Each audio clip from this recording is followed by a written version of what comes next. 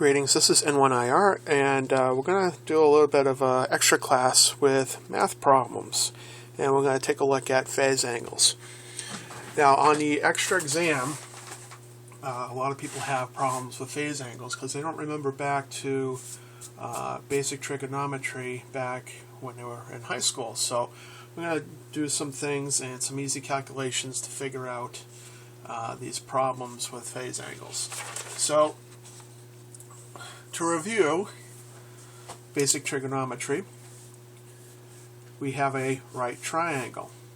So we have the hypotenuse, the opposite, the adjacent. Another word for adjacent is run.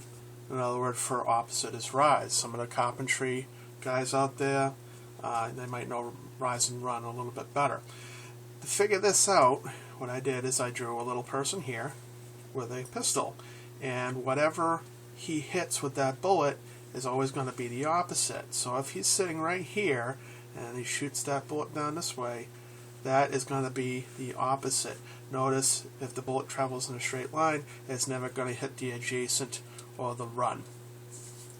So what we have to do is figure out slope, and that's real simple: rise over run, or opposite over adjacent. Once we figure out that, to figure out the angle, once we have slope, all we have to do is multiply by arc sine, sine minus 1, or inverse sine. And that's how we get the angle right here. Rise over run times arc sine. That's it. Real simple, right? So let's go over an example that we have here. So again, I drew the little person here, and just to determine which one's the opposite or the rise. And this is the run or adjacent. So if we take a look at this, we have a run of 1,000, a rise of 250. So phase angle equals rise over run times inverse sine. So we have to figure out this guy first, right? Rules of operation. Please excuse my dear Aunt Sally, right? Parentheses, exponents, multiplication, division, addition, subtraction. This is the order of operation. So we gotta divide first before we can actually get into the arc sine. So we did rise over run. So the rise is going to be 250 because that's our opposite or our rise, over 1,000. And we come up with 0.25 times arc sine, which gives us an angle of 14.4 degrees. Fairly simple, right? This is how you figure out antennas and guy wires and same stuff. So that's pretty easy. So, oops.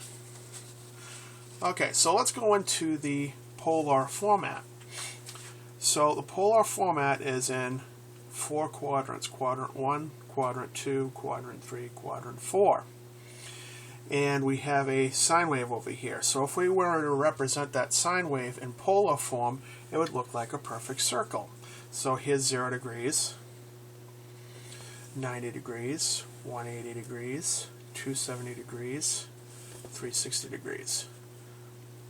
So with finding out impedances, we're only going to be in this quadrant, quadrant 1, and in this quadrant, quadrant 4. That's because we have a positive resistance, right? If we were going to go over here, it'd be a negative resistance. So we don't have negative resistance with RLC circuits.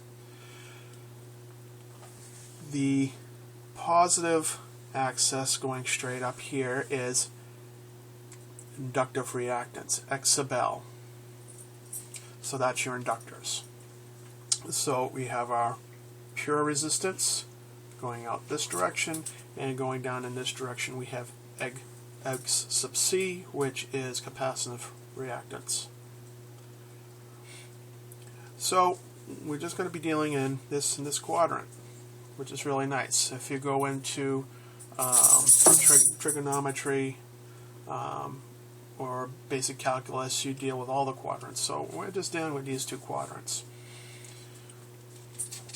Okay, so to go over some of your basic inductance, we have a saying called ELI the Iceman. So ELI, E-L-I, L is the inductor, voltage, which is represented by E, leads current by 90 degrees. Or another way of saying it, current lags voltage by 90 degrees. You're saying the same thing, right? So voltage leads current by 90 degrees, or current lags voltage by 90 degrees. And if we were to draw this out, the red represents the voltage and the blue represents the current, and it's going in this direction. So the voltage would lead the current, or the current would lag the voltage by 90 degrees. Saying the same thing. Okay, so that's ELI. Let's take a look at the Iceman, ICE. In capacitor circuit, that's where the C comes from, current leads voltage by 90 degrees. Or another way of saying it, on the test, they have it the other way around. Volts lag current by 90 degrees. So this is real important to grasp, because this kind of threw me for a loop, and I've been in engineering for many years. I'm saying that's not really how you say it, but it is saying it correctly. It's just saying it the opposite. You have to kind of think reverse. So current leads voltage by 90 degrees, or voltage lags current by 90 degrees. So if we were to plot this out, here's our current, here's our voltage, and current would be leading the voltage by 90 degrees as it's rotating around that direction. So don't forget, you got X sub L on top, X sub C on the bottom, and R. I would get in the habit of writing that when you draw these. Okay, and here's our first example. It seems like a lot of information on here, but it's actually not. This is question number E5B07. And it's a it's a written sentence type question. And what I do is I pick out what X sub C is, what X sub L is, and what R is. That's really the only information that you need. So, if I have X sub C is 500, and X sub L is 250, X sub C is the larger one, so I'm going to be going down 500. So here's 200, 400, 600, 800,000. Notice that I have these spaced out about a ½ inch. And that's one of the things I would recommend. Two things I would recommend, really. One is a ruler, and the other one is a scientific calculator. I like the TI-30s myself. They're a industry standard for tests, and it's got your arc sign. So anything that has an arc sign on it is going to work on the test. I'll show you how to use this later. So anyways, so if I've had X sub C of 500 and X sub L 250, I know X sub C is going to be larger than X sub L, so I know I'm going to be in this quadrant down here. So if I went down to 500, and I've subtracted 250, because X sub C is going this way, X sub L is trying to push the opposite way, so X sub C is this way, X sub L is this way. So if I go down to 500, and X sub L is pushing the other way, going up to 250, another way of displaying that out mathematically is X sub C is always going to be a negative number, X sub L is going to be a plus number, right? This is the plus side, this is the minus side, right? This is the plus side for R, this is the minus side of R. So X sub C will always be a negative number. X sub L will always be a plus number. So if we add those two together, we come out to negative 250. So that's where our combined impedances meet. And we know R is 1K. So again, a ½ inch out, 2, 4, 600, 800, 1,000. I make my mark here. And I just take my straight edge, draw out a line, and now I have a physical representation of what this thing looks like. So I know it's going to be in the fourth quadrant. I know the formula is rise over run. The rise is minus 250, right? The run is 1,000. So 250 over 1k arc sine. So we did that on the last one. I did 250, I came out to 0.25 arc sine 1. So let's do that out. So if I do 250, right, that's the difference of these two guys. Now, for all intents and purposes, you don't have to really keep track of a plus and minus because they give you the answer in degrees. They don't give you plus and minus or anything like that. So I wouldn't worry too much about the plus minus on this one. So anyways, 250 divided by 1,000 gives me 0.25. And for the arc sine for this one, I need to hit the second function button and then the sine. Above this is the sine minus 1. So if I do that, second function, sine, that gives me the arc sine, 14.47 degrees. With voltage lagging the current, right? Here's your voltage, here's your current. If we're going this way, the current is leading the voltage, or the voltage is lagging the current. It's the same thing. You got to be careful of that in the test because they try to trick you, and you have to kind of think backwards than you would normally. Don't know why they do that? They do. So, what do you ask yourself? Which is larger, x sub L or x sub C? If x sub C is larger, you're going to be in this quadrant. And if x sub L is going to be larger, you're going to be in this quadrant. If x sub C is larger than x sub L, you'll be in quadrant 4, ICE. Current leads voltage by 90 degrees in capacitive circuits. If x sub L is larger than x sub C, you'll be in quadrant 1, ELI. Voltage leads current in an inductive circuit. And if they're both, let's say 500, they're going to cancel out, and it's going to be purely resistive. Easy, right? And I would get into the habit of drawing this out. What I did is I just fold my piece of paper in half. This, like this. And there we go. We have a nice straight line here, nice straight line here. Draw it out every half inch or even every inch. Draw out a little tick mark. This is going to be your plus side, right? Draw your tick marks. This is going to be your minus side. And I just do 2, 4, 6, 8. Add number of zeros for 200, 400, 600, 800. Doesn't really matter. As long as you label everything the same value. So if I have this, if one tick mark is 200, this tick mark better be 200. Or you're going to be off on your degrees. And you can actually measure this out. I'll show you how to measure this out physically, so you don't even have to know this formula. You can figure it out with just a piece of paper and pen. That's it. Without even knowing that formula. It's that easy. Okay, let's go over another example. E5B08. We know that x sub C is 100, x sub L is 75, and R is 100. So we know x sub C is larger than x sub L, so we know we're going to be in this quadrant down here. So negative 100 plus 75 gives us 25. So we mark it down here. There's our minus 25, and we have 100 ohms. Notice each tick mark is the same, 20, 40, 60, 80, 100, etc.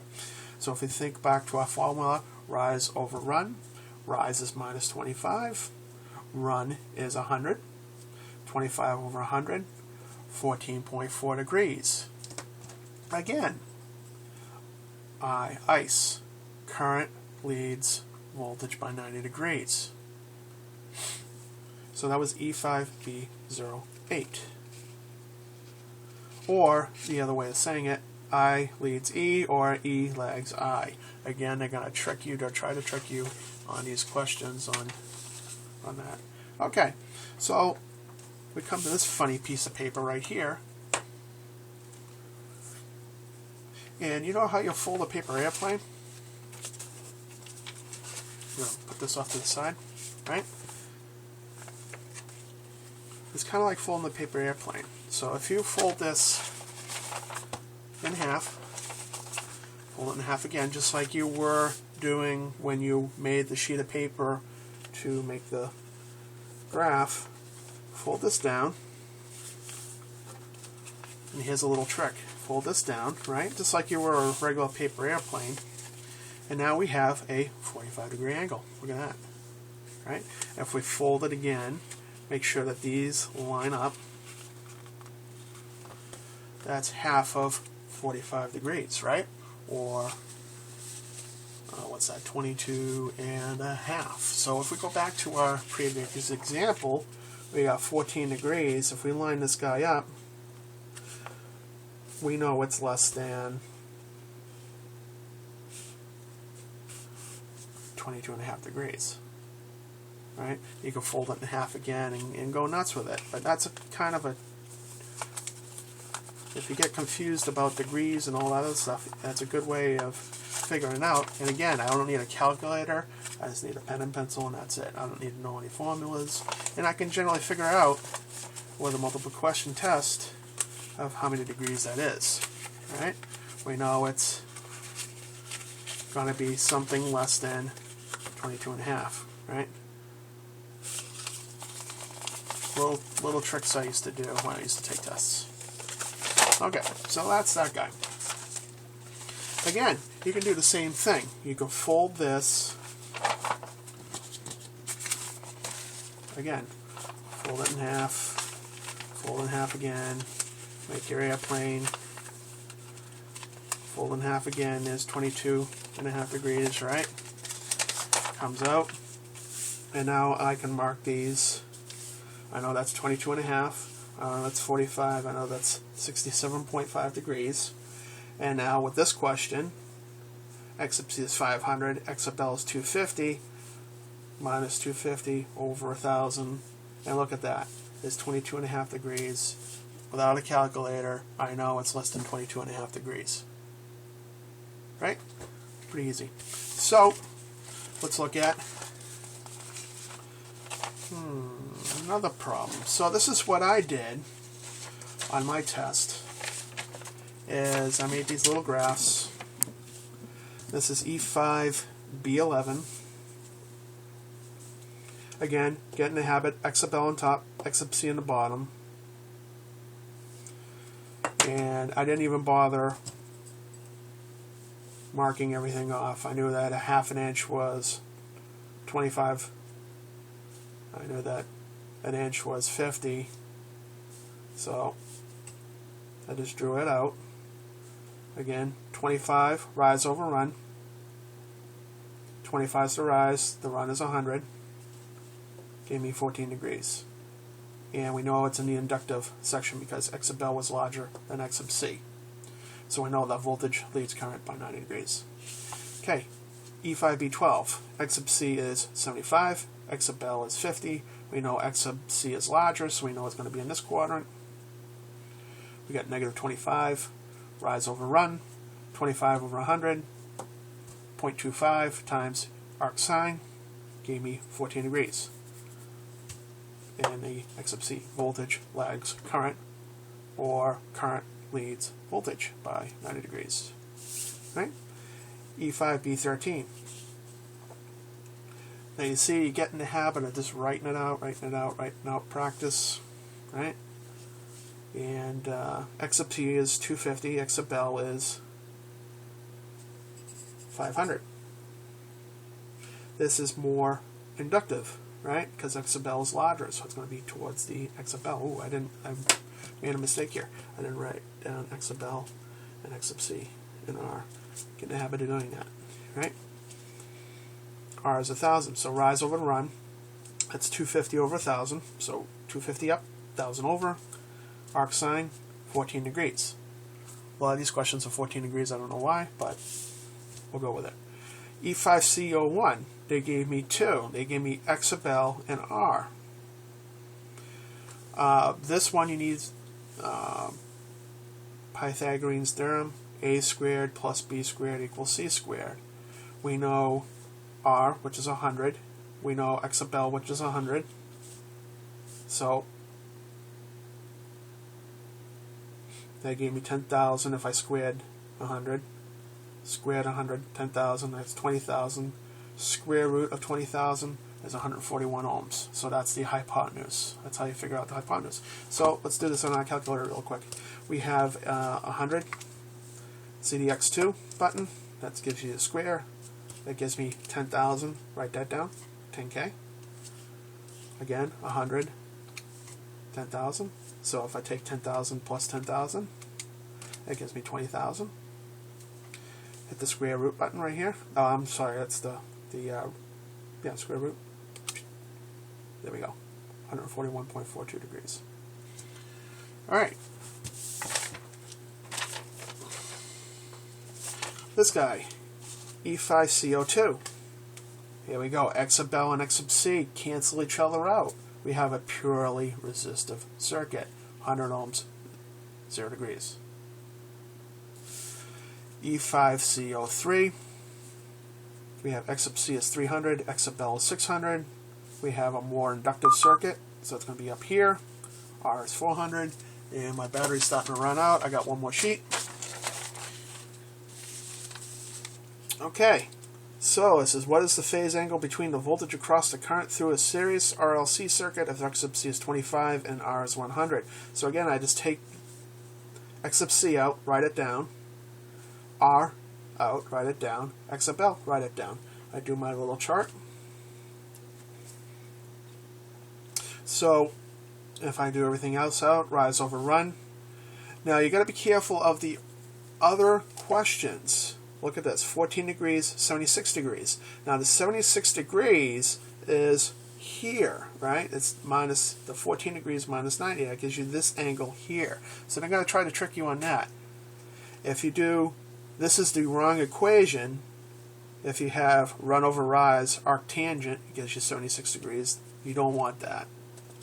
Or if you do rise over run times arc cosine, gives you 76 degrees. Both these are incorrect for what we want. Remember, rise over run arc sine, aka inverse sine. Write out your chart. X sub L, X sub C, R. That's it. Hope you enjoyed this video, and I hope this helps out.